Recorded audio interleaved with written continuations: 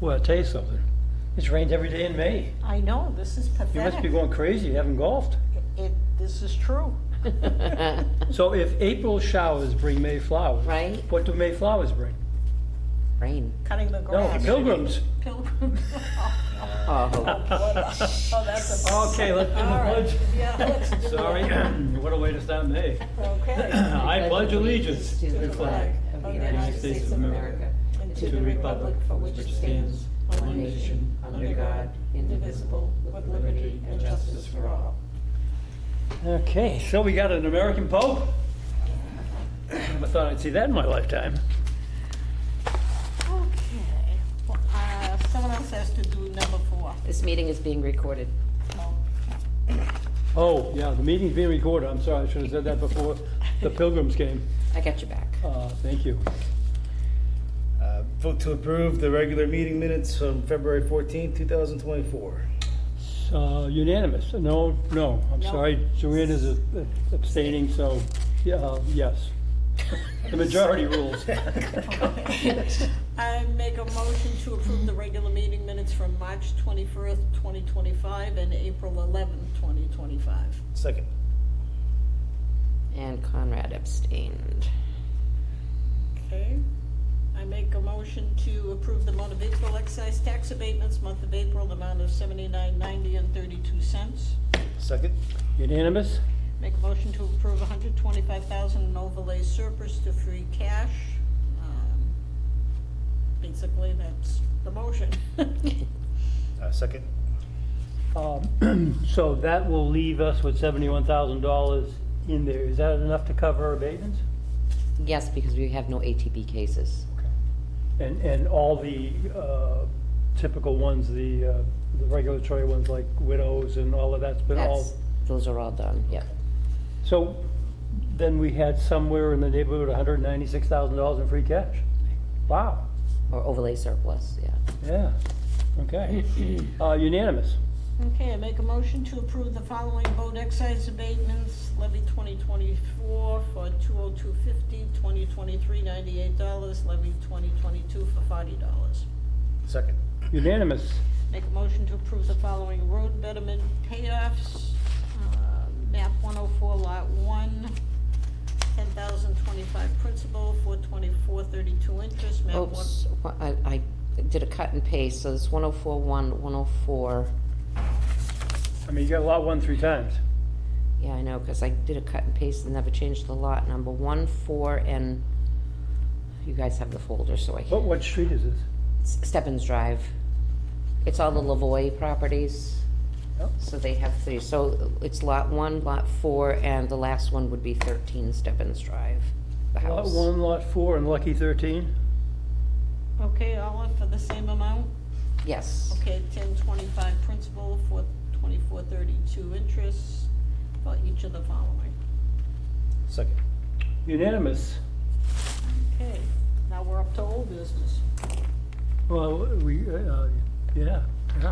We passed old business. You were doing new business, you passed old business.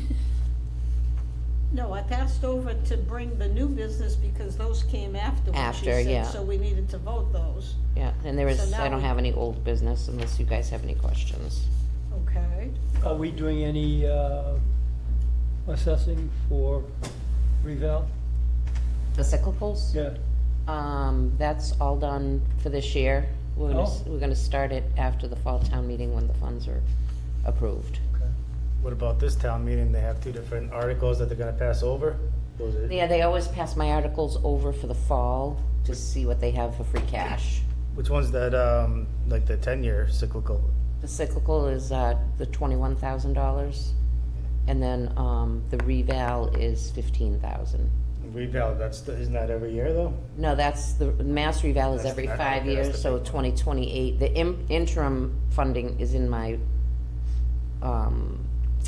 office budget, and that's $4,500 a year.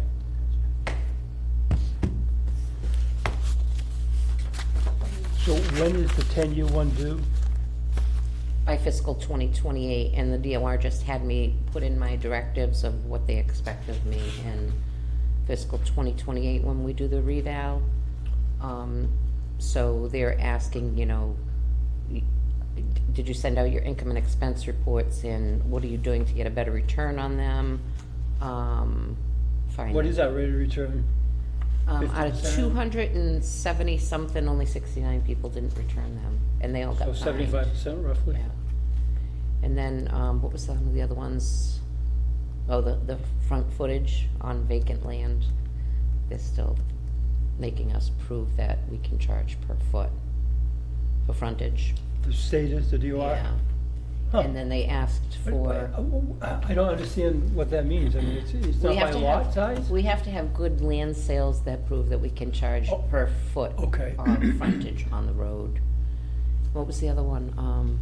Cyclical? Well, and that, I mean, I understand why we do it on waterfront, but on vacant lots that are buildable according to zoning, we don't do it by a per lot? No, because there's not a per lot in there. Well, we look at the zoning, and we say there's this much acreage and this much frontage. So if Right. it's zoned for 100 feet of frontage, Right. we remove that 100 feet, and then the balance of the frontage gets charged a foot frontage fee. Okay. So if it's more than, in this case where you need 100 feet, if it's more than 200 feet, now do we do 2 lots? If there's enough acreage. Right, okay, yes. okay, that's, Yeah. I guess that's what I should have asked in the Yeah, beginning. and then he asked, Jerry Crean asked for my visit history report, and I thought he was just gonna want, since we did the cyclicals, he wanted all the Yep. way back to the beginning of time. So I sent that He off did? to them, yeah. He says as far back as you can go, and it's a very simple report and vision, so. And so when you say your visits, is it the reval companies too? Yes. Okay. Every visit that's been done by Okay, anybody. fine. Yeah, That makes sense. I think he just wants to make sure we're doing the visits like we're supposed to, Yeah, I mean, you just do the new building permits. and the sales, You don't do the reval stuff. no. You know, going back in time, we used to do that as the assessors. We would go out. You wanna do it again? Well, we got paid then. Yeah, right. And quite frankly. And I was gonna say, not a lot, probably. Well, it wasn't bad back then. I mean, it made my car payments. Okay, sorry. So I think we're all caught up. You? Yep, so it's just, can you guys all meet on June 13th? Yeah, I can be there. Yeah. big deal. I'm Friday the good. 13th? Another one. Wow, Yeah. we get a lot of those. We do. We're just lucky. Yeah. We don't have that fear of trichodicosis, is that it? Is that what it's Friday called? the 13th? Triskaidekaphobia. Thank you. I knew you'd know. All right, so I make a motion to hold our next meeting on June 13th, Second. Unanimous? and I make a motion to adjourn the public meeting. Oh, and then you're gonna do the, Okay, vote. Do we vote on the vote, or do we vote on 13? You have to vote to join the public meeting. Okay. Joanne? I made that motion, She vote did to that adjourn the second. public meeting. Now, we'll make that unanimous then.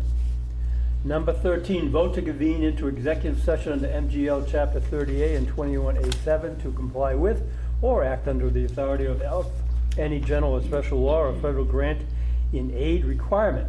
Discussion of application for tax abatements and/or exemptions, including any necessary votes pursuant to GL 59 and 60 and/or GL 214 and 1B as applicable. And we Joanne, will also not convene into regular session. Well, that was supposed to be separate, right? Sorry, I No, you're got good. carried away. You do.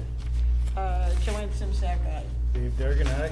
Conrad Allen, I vote not to reconvene into regular session after our executive session. Joanne Simsack, aye. Steve Durgan, aye. Conrad Allen, I.